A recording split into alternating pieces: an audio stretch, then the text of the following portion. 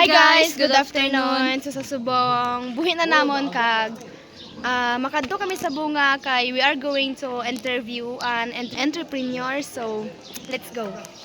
But before that, I am Antoinette Espra And and I am Jenny Cardueñas with the gongs. sige, let's go. Bye.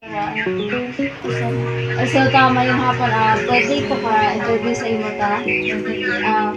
Paano, about sa imo nga business? Paano ka nag-start sa imo nga business? From isang worth 700 na sa India.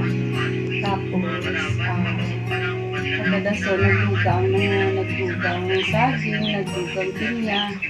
Basta ako nakalabot na ko sa imported na prutas.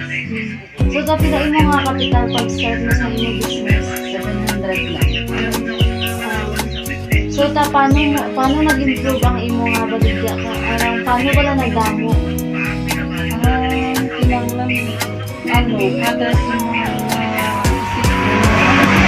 sila yung mga kapital, tapos yung pagkatapos hindi maglakaw sa yung mga kapital, kinanglan ng mga industry ang financial, kinanglan sa balibang kong sila lang ang mula kong